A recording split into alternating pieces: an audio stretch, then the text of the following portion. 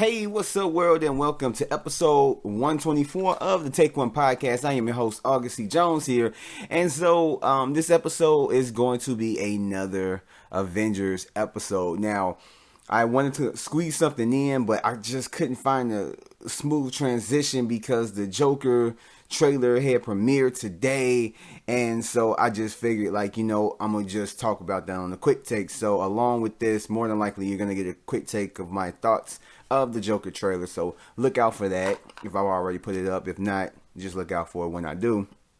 But I wanted to talk about the Avengers Endgame, the tickets, the marathon that they're going to be playing like they've been playing for like years now before like a new Avengers movie, and just a lot of the stuff that I experienced, and it's just a lot to talk about.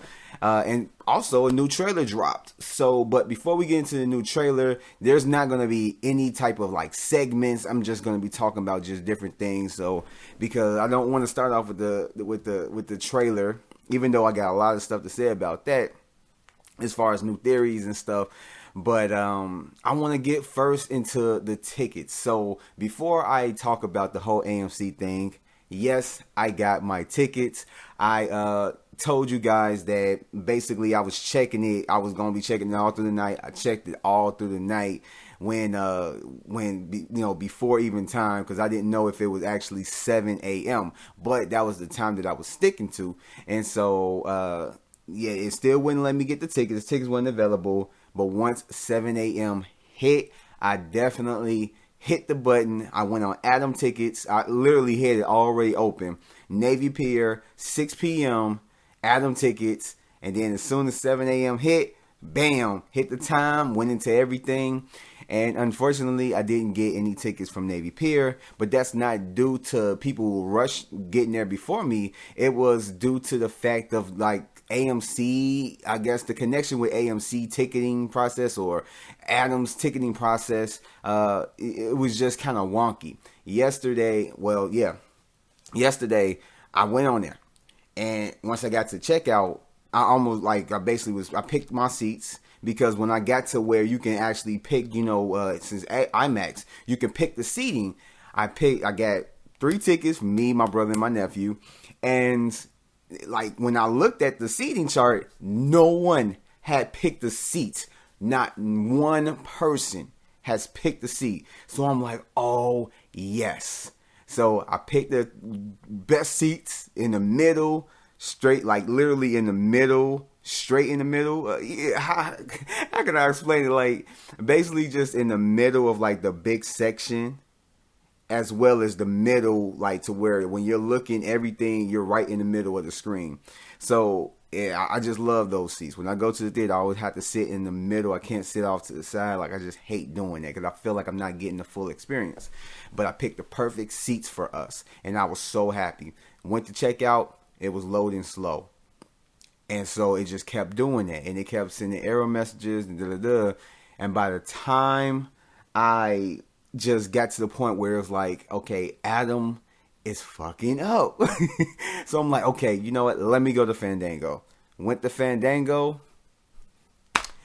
Navy Pier was sold out for the 6 p.m. Or, I don't, matter of fact, at the time, yeah, I think it was sold out. Yep, it was sold out, because I remember other ones had still seats available, but they were up close at the beginning, right up there on the screen, or just right off to the side, literally the side seats. And I'm just I can't do that. I just simply cannot do that. I need the middle seat or somewhere in that type of section. So I was so mad, and it wasn't done. It wasn't due to me. I did everything perfectly. I literally, as soon as 7 o'clock hit, the second it hit 7 o'clock, I hit 6 p.m., did everything, but it was just Atom Tickets was messing up, which I'm going to get to in a minute.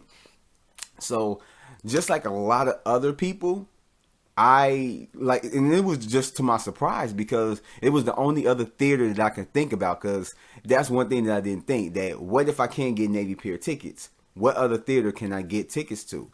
So, once I went on Fandango, I did everything else through Fandango, which I didn't want to do. I had my mind set on AMC, just because I get the discounts and I get the movie taken off, and so it wouldn't have that much cost to me. So I did have to end up coming out of pocket $67 because it was like IMAX screening. But I went to Regal, which to my surprise, a lot of other people have did.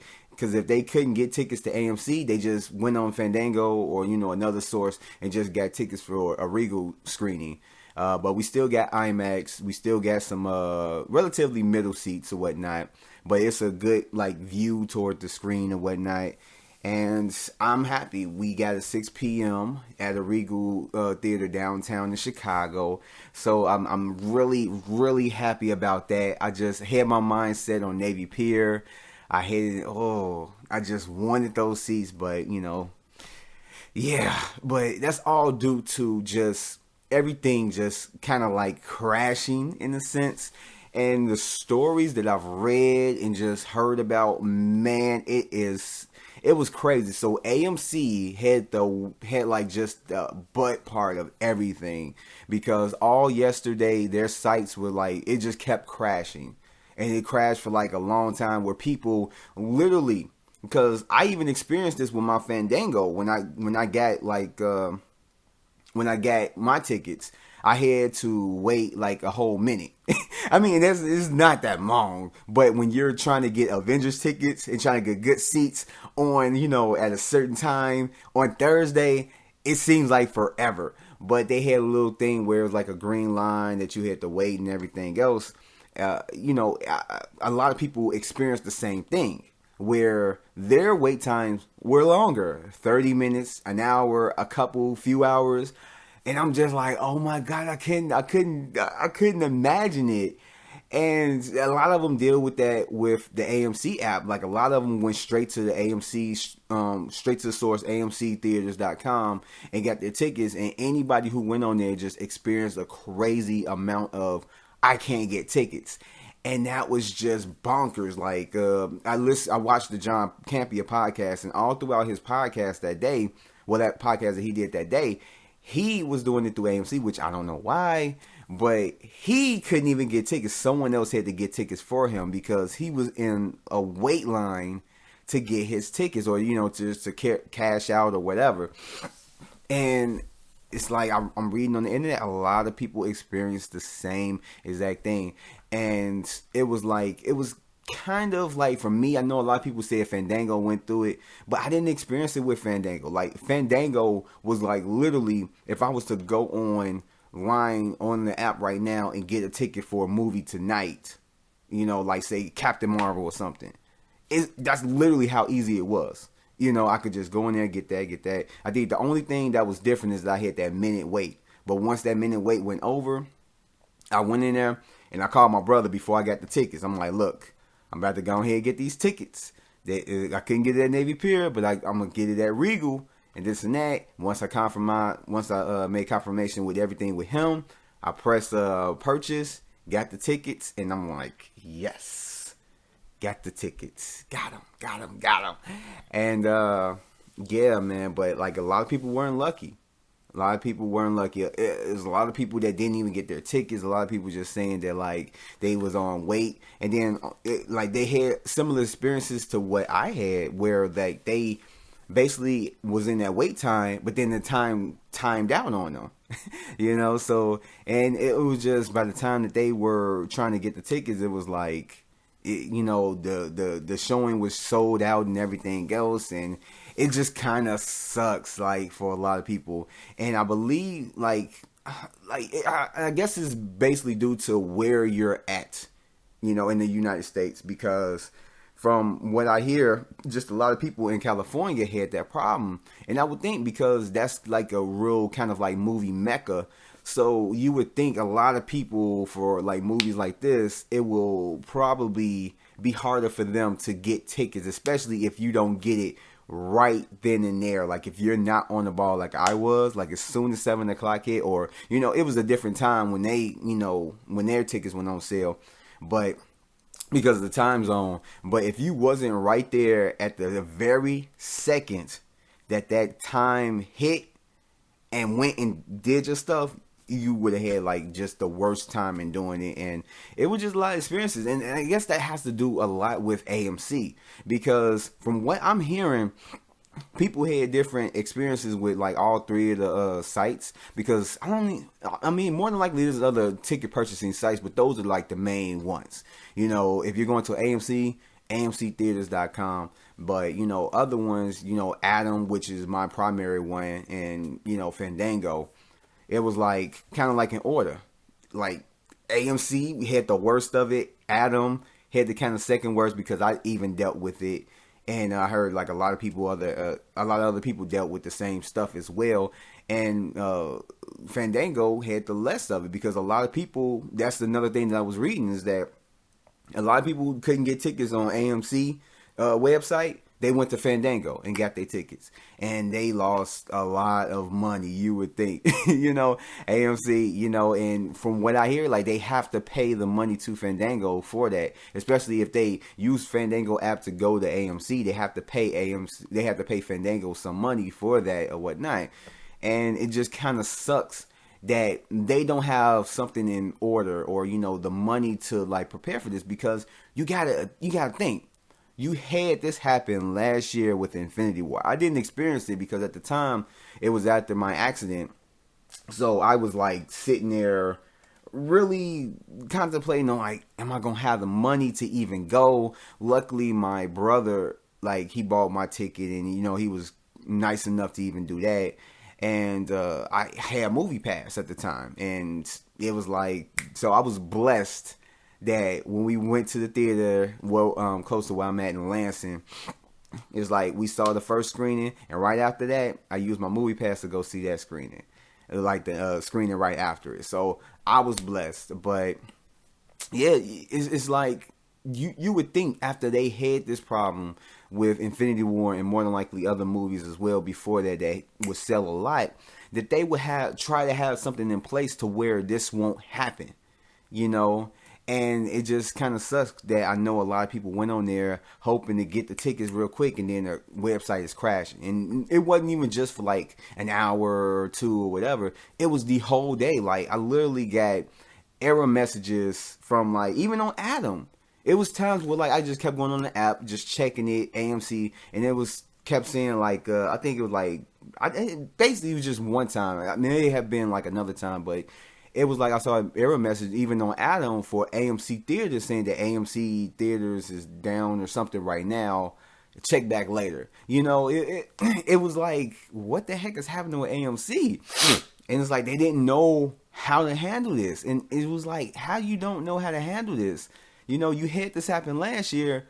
Why is this happening this year? Most likely, hopefully, this should be something that they should smarten up on and figure out a way to combat this, so the next time you have a major movie that's going to do this, more than likely Star Wars or Lion King, maybe not too much Lion King, but Star Wars this year. Let's not forget that we do have Star Wars coming out this year. You know, you want to have your website accessible for the consumer to give you money to watch this movie, because if this happens again, then a lot of people aren't going to go to your website. I know a lot of people probably write down in their mind, like, you know what, if they're gonna go see Star Wars, they're like, look, man, I'm gonna use Fandango. and that's like kind of like my mind frame, because trying to buy it on Atom, it kind of messed up for me. So I'm kind of like, I may do Fandango next time, you know. And maybe hopefully get to an AMC. And I think that's why I'm going to try and do another AMC. That way I can get like the discounts and stuff with that. But yeah, man, it's something that they need to work out. Atom tickets, yeah, they going to need to do some tooling as well. But like I said, like, I had no problem with Fandango. I just had to literally wait a minute for my turn. Because I felt like I was literally in a digital line. Like, I was like, what the heck, am I behind somebody? Like, what the, you know, so, I mean, but, you know, I had no problem with Fandango, so hopefully they can look at everything and fix, you know, certain things up in, like, with their websites and apps, and better be able to, you know, prepare for a situation of this sort. That way, things can turn out way better, and even if they do go down, let it be at the most an hour. I know a lot of the stuff you can't predict. There's a lot of technicalities and just, technical stuff that goes into it. But, I mean, it's got to be some way. It's got to be some way. You are more than likely, I don't know the numbers, but a billion-dollar chain. Probably multi-billion-dollar chain, I would think. Like, you have the money to do the research, to find the people, to find certain technologies and stuff that can allow this to be a better and smoother, like, transition to have a better working service for when you come across a situation of this sort. And it just kind of sucks, but hey, I mean, good luck. I mean, like, I'm happy for the people that got their tickets. I'm happy that I got my tickets, even though it's not for the theater that I wanted to go to. It is a 6 p.m. so I was happy as hell to get those tickets because those were selling like hotcakes. And if you didn't get them in a certain amount of time, there are probably still seats left, but probably like all on the side. And I had to make sure that I was going to get an IMAX because I'm not going to be at a theater that don't have where you can pick your seats and then, try and have to get there 2 hours early and wait in line. I'm not about that. Just to get a good seat, it's like I know I just cannot do it. I mean, an hour probably, but nah, I just couldn't do it. But hey, I got my tickets. I'm happy. I'm gonna go see Endgame. I didn't buy any tickets for like the next days. I'm over here contemplating like, damn, when the next time I'm gonna see it? I don't know if I'm gonna take my son. I know my dad stressed that he's not gonna do it because it's 3 hours long, which, yeah, this movie's gonna be 3 hours long. So prepare to ride, prepare. And yeah, man, it's just nuts how everything did yesterday. But hey, I mean, things died down today. People still, and what's surprising is that people still, to me, haven't bought their tickets. But also, getting into, tickets and everything else, there are some record breakers. Well, Avengers Endgame is a record breaker. So, according, to the first 6 hours, Avengers Endgame broke the records for the highest pre-sales out of all the movies, that has high pre-sales so far. And I mean the giants, the mechas. Because Fandango's record breakers are right now Endgame at number 1, The Force Awakens at number 2, The Last Jedi at number 3, Rogue One at number 4, and Infinity War at number 5. So literally the only movies that are record breakers are Marvel Avengers movies and Star Wars films. And one of them being the what is it? Damn, what was they call them? The anthology film. One of them being the anthology film. But yeah, as of right now, those are the real record breakers. And Adam reported that Avengers Endgame outsold Aquaman by 4 times, and sold 3 times more tickets than Infinity War within the first hour, and it also beat out The Last Jedi.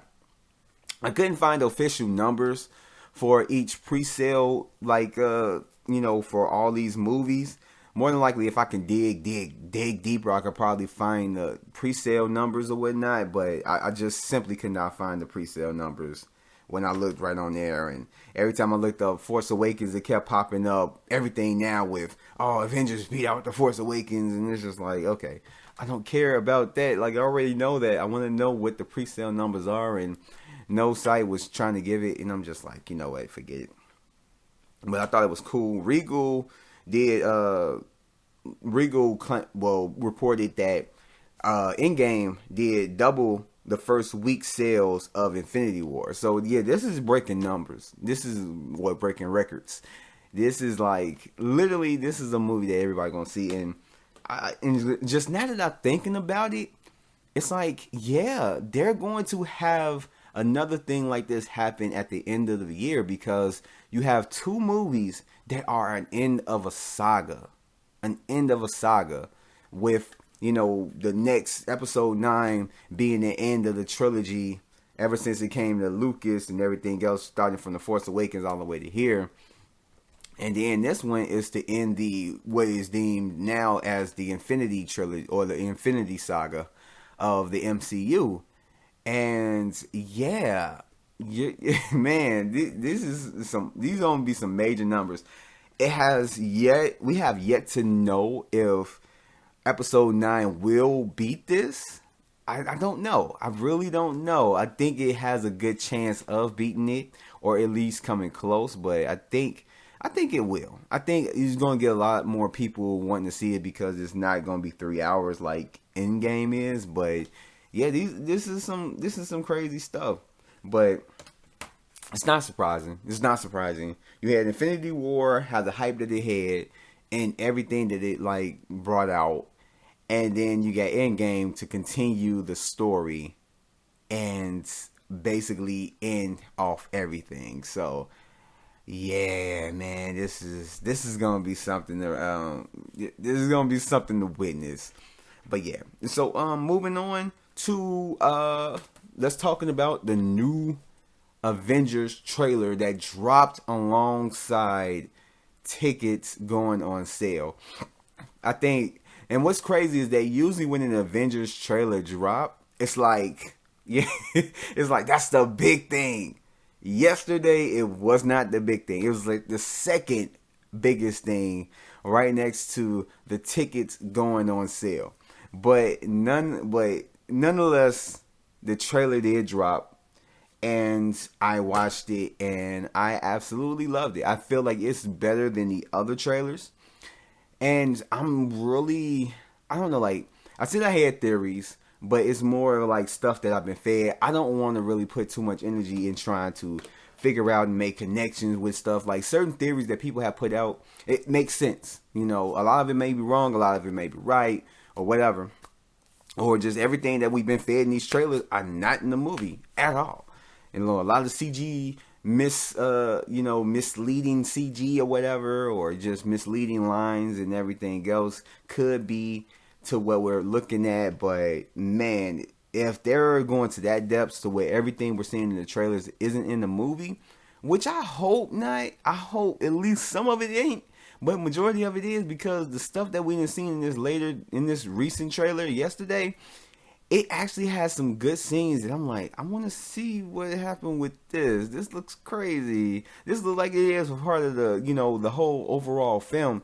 So, I don't know. Like, I feel like at this point, the whole notion of everything that we've seen so far in the trailers isn't, in the movie. I'm starting to kind of like fade away from that. Like, no pun intended, due to, the dusting or the decimation, but that was a bad joke. But in any case, like, I'm starting to kind of like stray away from that and just starting to think that maybe half of it isn't in the movie, but the other half is, because a lot of the stuff is starting to make sense from like just the photos that we gotten and just the information given in the trailers. And, I don't know. It's just a lot of stuff is starting to make sense that this is what this movie about. And if everything isn't in the trailer that that is in the movie, then it's like, it can't, what's in the movie can't be too far from what we seen in the trailer. And that would be just the biggest marketing like payout that they would have had to do, man, just to fully render scenes that aren't even in the movie. So I don't know.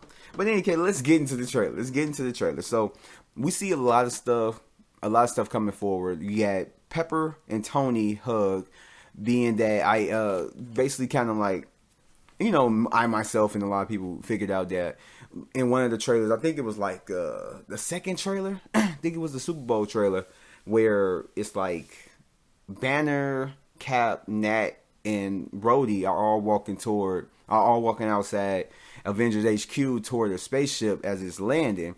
And I kind of figured that, I know a lot of people had said at first it's Captain Marvel, this and that, but ever since we've seen Captain Marvel in the end credit scene, then you know that that's not how she arrives, so, but I even kind of figured that that's probably Tony and Nebula, coming down and them meeting them.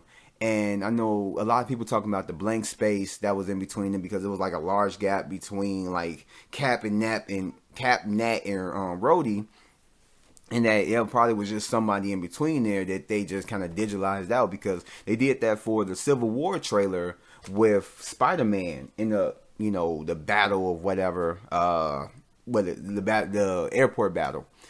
And so now we see that it probably was Pepper, but why would it be Pepper? I don't know. Why? I know why it would be Pepper, but why would they CGI her out? I don't think that would be a big mystery, or it would just be something big enough to edit out. But hey, whatever. But we got Pepper and Tony hugging, and then on top of that, we got Iron Man in a brand new looking suit, and he is flying above New York, and it's bright and everything else. Because looking at the other trailers, everything seemed gloomy. Even though that could, that's just certain parts of the movie, or, just the first act of the movie. It's like, it looks bright. It looks brighter than any of the other scenes that we've seen in this trailer and all the other trailers.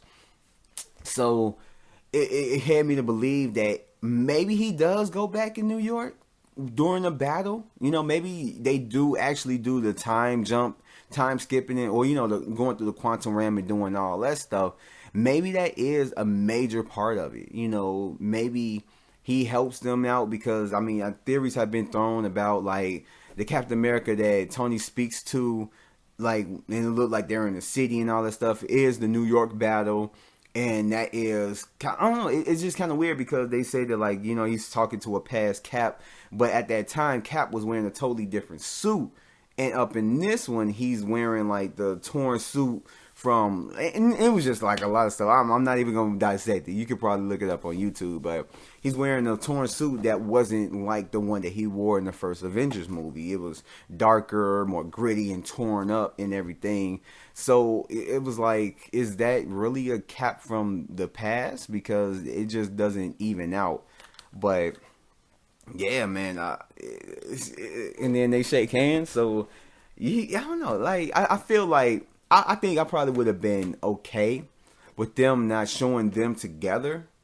That way, when we actually see the movie and see them actually, talk and stuff, and we're like, yeah, I'm sorry, blah, blah, blah, shake hands or hug or whatever, it's like, yeah, we got people clapping and stuff of that nature. So I think they probably should have saved it for that, but I'm okay with it. So you got them shaking hands, and I know a lot of people threw out that, like, when they do that, and then it actually show the hands shaking, that it's Ant-Man and Ant-Man and Iron, like Tony Stark. Which, I guess it could be if you examine, like, it does kind of look like the armor for Ant-Man, but at the same time, like around the stomach area. But at the same time, like, why would they cut it to that? I don't know. It just seemed kind of like off of, like, it didn't make sense as to, like, them doing that.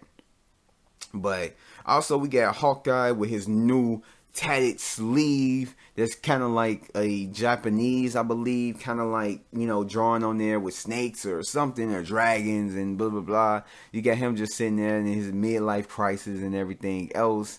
And this is more than likely just after he became Ronin, and, he just took up this mantle and just, went crazy and all that stuff. And also, you got, as I brought up in previous things that we've known throughout, the trailers and everything, all the footage that we've seen, is Nat's hair is constantly changing. So one thing is that the Russos and Kevin Feige all said that, like, everything that we're seeing in these trailers are all within a certain beginning of the time frame of the movie. So in this movie, it's 3 hours. So if this is in, like, the first act, there's a lot of shit happening in the first act. A lot of shit. And so it leads us to believe that the battle with Thanos, which I'm going to get into, all happens within the first half of the movie. And maybe they get the floor wiped with them, and they have to figure out another strategy or something, or they beat Thanos, and then they have to figure out, like, okay, what do we do after that? And then the rest of the movie is just, trying to get the Infinity Stones and undo the snap and everything else. So, that is a possibility. And that's probably the reason why you see Nat with different color hair, that, like, in certain scenes she has the short white hair, maybe a little bit longer, and then in other scenes she have long red hair, like, similar to what she had before. So it was like it shows a passage of time. So I don't know. I just don't know. I'm like I don't really have too many, thoughts about it and of that nature. But yeah, and like I was just talking about recently, well, not recently, but like just a little bit ago about Cap's outfits. Like people were pointing out how many outfits he had, like 4 or 5 of them, just different from like the different eras, from the Winter Soldier to Infinity War to the first Captain America. Not well, kind of like the first Captain America, kind of like yeah. I would say no. I don't think that's the same. I would say like the first Avengers movie, but just the overall look, the patterns, the textures and stuff like that. And I don't know, like that seemed like a lot of thinking. And right now my head is hurting, and it's been hurting all day. So, but I'm not trying to think too much about that. But I just want to see what they do with it. Like I don't really want to too much theorize on a lot of shit. I just want to see what they do and why certain things don't make sense as far as the consistency with like Nat's hair and then Cap's suits and and just stuff of that nature. And then we got another sentence spoken by Thanos, because we get him in this trailer and he's actually not fighting, but you get a good look at Thanos and all his armor. But you hear him before you see him talking about I got it written down. He says in the trailer, "You couldn't live with your own failure." And where did that bring you? Back to me. I'm like, he is battle ready. This dude, he is ready. And I don't like, and it's just kind of thinking like, if they went to him, you got to think that they were trying to surprise him. But I don't know. Like, they probably, but then it's like if they tried to surprise him, he have on his armor and he has the new weapon. That just shows that he was prepared. So did he know? Did he suspect them before they came? And then there was another theory that I heard that like with Nat, with her like white hair, seeming right after Infinity War, and then the whole thing, and it was the first trailer where she was like, "You think this is gonna work?" And then Cap was like, "I hope it does, because I don't know what I'm gonna do if it doesn't." That was like the plan to go to Thanos. And that was like right after they met Captain Marvel and made it on there, because in this trailer you see them in a ship and it got like what is it? Rhodey, Cap, Captain Marvel, Nat, and Banner wasn't there. So I'm thinking he still got his problem with the Hulk. And you see them going somewhere, and then you see the Titan or Sanctuary 2. Which is Thanos' ship. So more than likely they went after him to, do this or whatnot. And I don't know. That's what I'm saying. Like, it just, when you get to a certain point, you just like, okay, how can I connect these guys? And it's just like, whatever. But in any case, I just don't, man, like I said, I'm not going to theorize.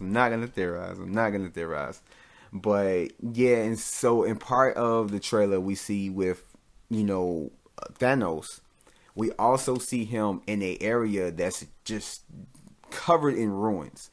And a lot of other theories have been saying that that's like the Avengers HQ, because Thanos hits them in the HQ, which kind of don't align with them going to Thanos at first. And then, I don't know. But they're in ruins, and you got Iron Man, Cap, and Thor there. But if you look at other trailers, you will see War Machine and Rocket look like they're in like the same area, as well as Nebula. And I think a major battle. This is the battle where they actually go head to head with Thanos. And one thing that I know a lot of people didn't really realize is that, yeah, we saw Thanos kind of fight, getting a tussle with them.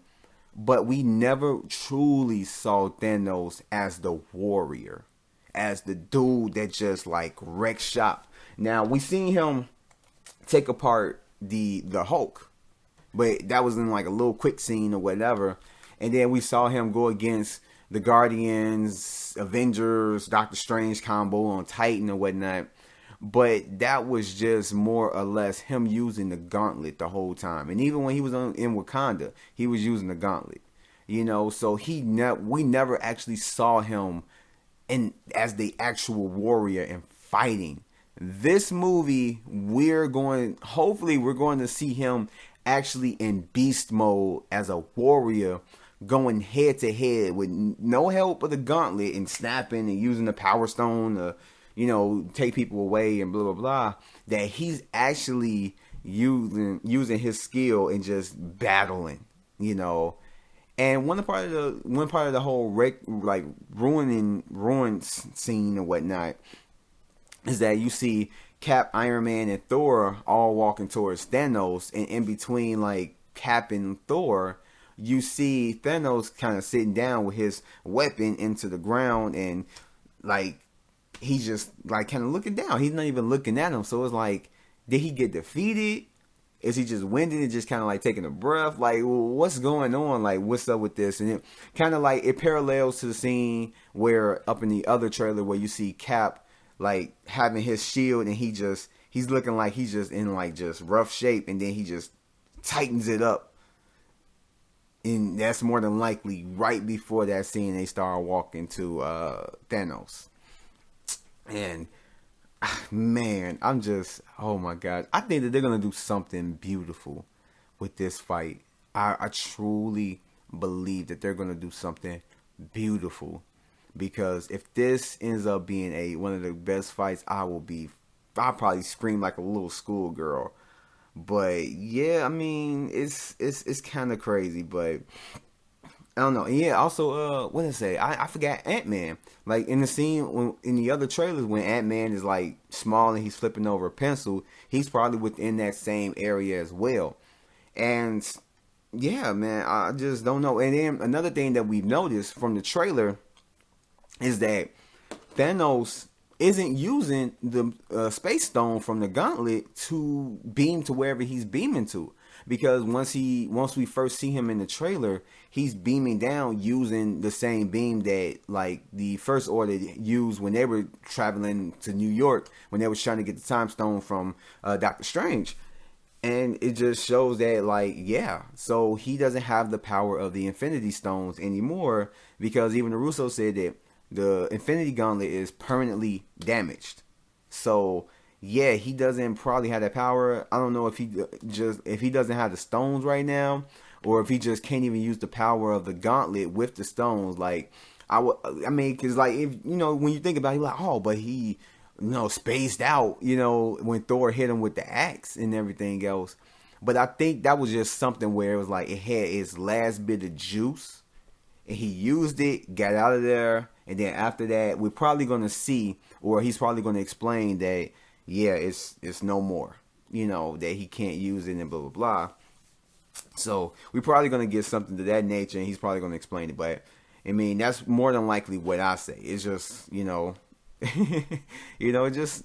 that's basically what it is. It just had his last bit of juice, and then now it's just gone.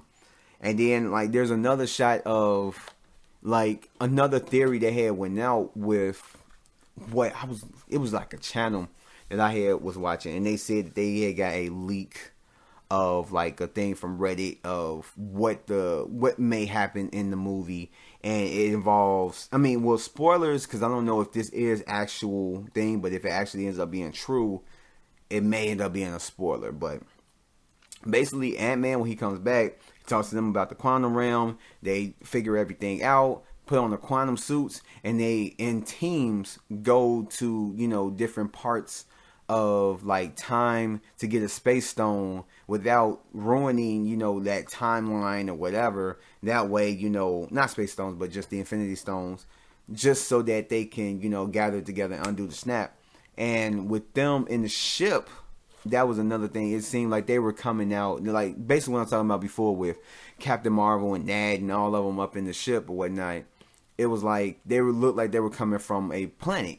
And the planet looks close to Morag, which was the first planet in the Guardians movies where we first saw the Power Stone, which Peter Quill was getting the orb from. And, he got into the scuffle or whatnot. But maybe that was the planet that they were. Maybe that was part of the plan. But then again, they're not wearing a quantum suit, so I don't know if they just traveled back through the quantum realm and then took it off, or something of that nature. So, I mean, it's whatever. But it is a theory. It is a theory. But also, like in the trailer, you see Rocket and Nebula, like them mourning the loss of their family, and more than likely she didn't know about Groot, which I don't think she cared, but because they lost the same people, like she lost her sister and everything else, and Rocket didn't even know what happened to Peter and the rest of everybody else.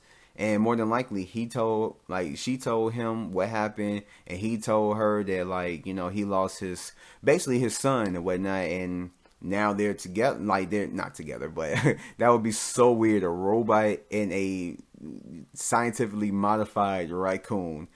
Well, scientifically modified talking raccoon. That would be so weird, but okay.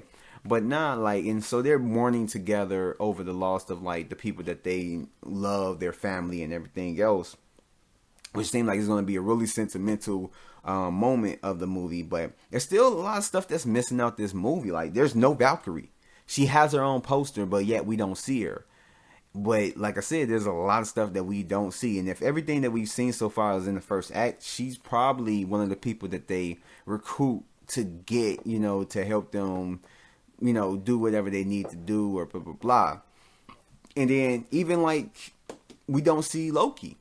So if it does go back to New York, and then if we like, cause like in the old scene with like the photograph scenes we seen when like they started filming Endgame, they had photos of like Tony Stark right next to Loki, showing that there is time travel, be involved in it and everything. So no, we don't see Loki. So I mean, it got me thinking, like, what else, like, what else to this movie is not being shown to us? So I don't know. It's just crazy. It's just real crazy, but. Yeah, that's my whole breakdown of the trailer. I know there's a lot more that people can get out of it, a lot more theories, but I'm just not about to go too far. I wanted to see what they do with this because I'm just at a loss, and I want to be amazed. I truly want to be amazed. But also another thing I wanted to talk about before I just end this podcast, because we're talking a lot, and I'm glad I didn't add the trailer, reaction to Joker, because yeah. But I'm trying to end it like within the next few minutes. But I'm going to talk about Marvel is doing it again. They are doing a marathon of all of their past movies, starting from the first Iron Man down, all the way up to Captain Marvel. You pay $125 to go see all the movies. It starts Tuesday, April 23rd at 10 a.m. and it leads all the way up to Avengers Endgame, similar to what they did last year. Logically, everything in my life revolved around me, in the sense of I was able to do what I wanted to do, and I wasn't obligated to a job. Didn't have to worry about finances from a job or anything like that, where I control everything. I probably, no joke, would have just paid to go see this. I don't know if I would have seen every single movie, but hopefully they probably would have like gave people like vouchers, or had like IDs and had people on a list or something like that, to where it's like you watch these movies and then you could come back when this movie started. Have them time for like, have like a time for each movie, so that like, say if you want to pay for it and you want to watch just certain movies, maybe about 10 movies that aren't back to back, then you can just go ahead and you pay the whole 125, and then you can have a voucher, so you'll go see these movies, leave, and then make sure that you're back at this time and go see that movie and everything else. I don't know how they do it. I think next time I go to the theater, I'm gonna ask. I will ask, because that would be a logical thing, because to have people sitting in the theater for 2 days straight, not going home and showering, brushing their teeth, it can get a little stanky. So I think that they have something like that going. But the whole runtime of this thing, and God bless anybody's heart who actually sits there and watches the whole thing, which I don't even think that that's even that's not healthy. Not even just hygiene healthy, but just healthy in the sense of like mentally. Because if you don't get any sleep, you're gonna be in trouble. Yeah, you're gonna be in trouble. Because your body gonna need this rest. But the whole runtime is 47 hours and 52 minutes. And like I said, the price is at $125. So bless whoever heart wants to do this. But I think the more logical thing is for them to have vouchers or just a way to where they make sure, write down your name, blah, blah, blah. That way when you come back, you just show your ID. And then you get up in there, blah, blah, blah. You know, you show the voucher and the ID. Then you get up in there, go see what you see. Get your popcorn, pop, whatever you want to eat, blah, blah, blah. And they should also have, like, people who pay for that. They should, like, you know, have something to where it's like, I mean, you get unlimited pop, but maybe like a discount on like the concession, maybe a free big bag of popcorn or something. Because if you're going to watch several movies, you're more than likely going to eat a lot of popcorn. So, I mean, I don't know. But that's just me. If I was able to, which I'm not, I definitely would have done it.